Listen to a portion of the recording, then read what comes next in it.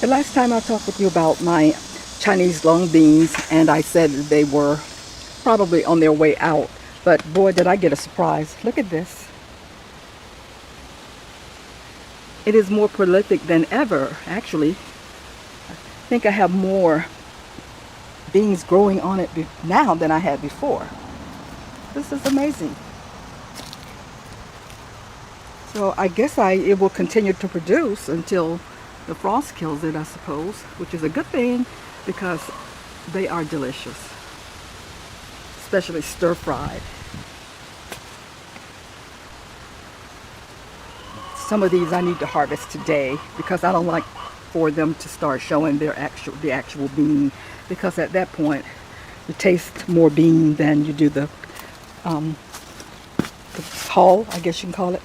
And this is the one that I've been saving for the seeds, but I think I'm going to save the one next to it also.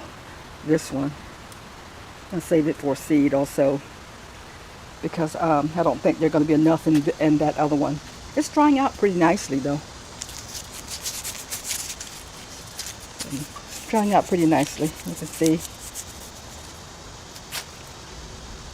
So this is it from a different angle.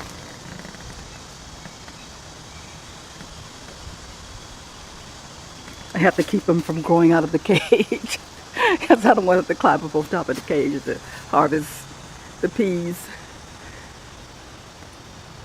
And that wouldn't be easy, especially with the cage. There's another cage right next door to it. I probably would not be able to get to it.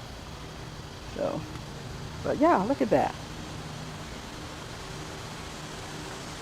Look at all the little ones. I am so happy. This is wonderful.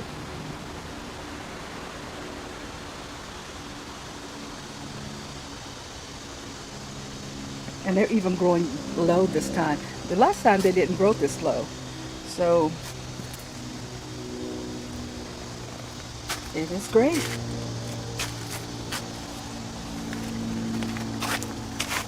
And you'll see here, I went ahead and took out the old okra.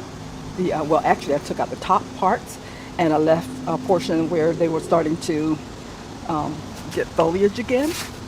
And I'm going to see if I can't get them to put on a second harvest. I believe I can, because I already see some small ones there. So just because your okra at the top has stopped producing doesn't mean that it will stop producing altogether, because the bottom portion can start blooming again and putting out leaves again, and you can end up with another entire harvest. I'm not exactly sure how to take care of it yet.